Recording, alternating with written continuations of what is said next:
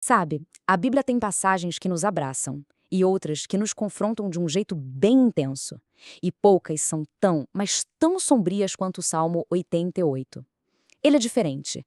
É um grito de dor que parece não ter um ponto final. Hoje, a gente vai mergulhar nesse texto para tentar entender a mensagem surpreendente que ele carrega. E olha só, a gente já começa pelo final. Esse é o último versículo do Salmo. Não tem um final feliz, nenhuma luz no fim do túnel. Só trevas. É um desfecho chocante que nos faz perguntar: mas por que isso está na Bíblia? Onde é que Deus está no meio de tanta escuridão assim? É exatamente isso que faz dele um texto tão único. A maioria dos salmos de lamento segue um padrão, né? Começa com a queixa, com a dor, mas no final tem uma virada, uma declaração de confiança, um louvor. O Salmo 88, não. Ele começa e termina na escuridão. E essa honestidade tão crua é desconfortável, mas é também muito real. E é por isso que a gente precisa olhar mais de perto. Então, para a gente entender essa honestidade toda, primeiro a gente precisa sentir o peso da dor que o salmista está descrevendo. A linguagem que ele usa aqui é de alguém que chegou no limite. Não é uma tristeza qualquer, é uma angústia que toma conta da alma, que suga toda a força do corpo. Ele se enxerga como alguém que já está com um pé na cova, sabe? Praticamente um morto entre os vivos. E para a gente entender o tamanho do pavor dele, a gente precisa entender o que significava o Sheol. Não era um inferno de fogo e tormento, como a gente às vezes imagina. Era talvez até pior para ele. Um lugar de silêncio, de esquecimento. E o mais terrível de tudo, de separação de Deus.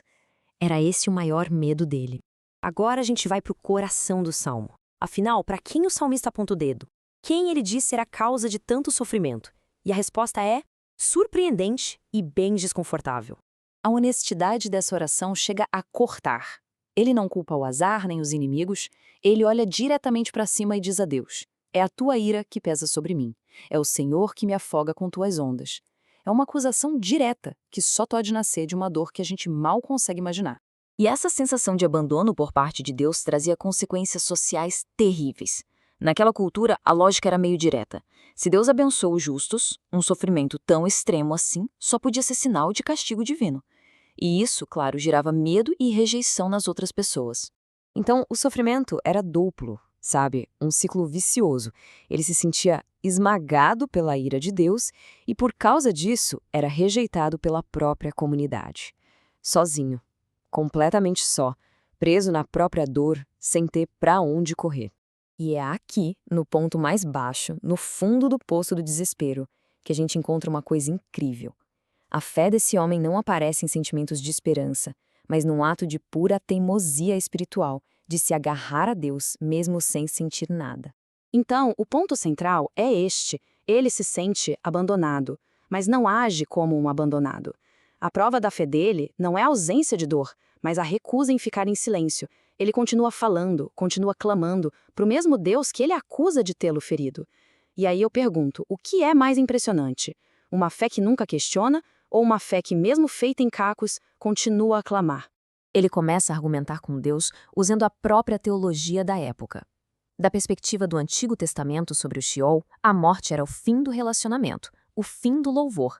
Então essa pergunta dele não é só um lamento, é um apelo desesperado. O argumento dele é muito ousado. É como se ele dissesse: Deus, o Senhor não ganha nada com a minha morte. Os mortos não te louvam. Me salva, para que a tua bondade e a tua fidelidade sejam vistas aqui, na terra dos vivos. É um apelo pela vida, baseado no próprio caráter de Deus.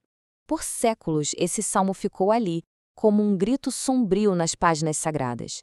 Mas muito tempo depois, esse mesmo grito de abandono ecoou de novo, de um lugar totalmente inesperado, dando a ele um significado novo e eterno.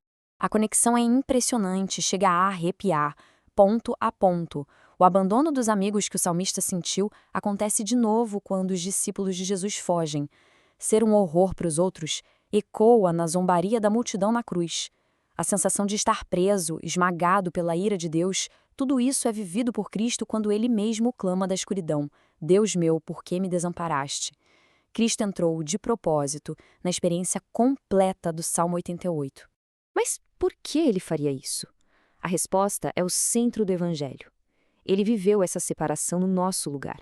Ele tomou sobre si o abandono que o nosso pecado merecia, para que, pela fé nele, a gente nunca precise passar por essa separação definitiva de Deus. É o que a gente chama de salvação pela graça, um presente para todo aquele que crê que Cristo é seu Salvador e Senhor. Mas a história não termina na escuridão daquela sexta-feira na cruz. E a nossa compreensão deste salmo também não pode terminar na escuridão do último versículo. Lembram daquelas perguntas desesperadas do salmista? Será que o Senhor fará maravilhas para os mortos? Eles vão se levantar para te louvar? Por muito tempo, essas perguntas ficaram no ar. A ressurreição de Jesus é o sim de Deus em alto e bom som para cada uma delas. A escuridão do Salmo 88 não tem a palavra final. A luz da ressurreição, sim. Então, o que a gente aprende com um salmo tão difícil como esse? Primeiro, que a gente tem permissão para ser totalmente honesto com Deus. Segundo, ele nos desafia a chegar perto de quem sofre, em vez de se afastar. Terceiro, ele nos mostra que fé de verdade se prova na perseverança, mesmo quando não tem resposta. E por fim, a maior lição de todas.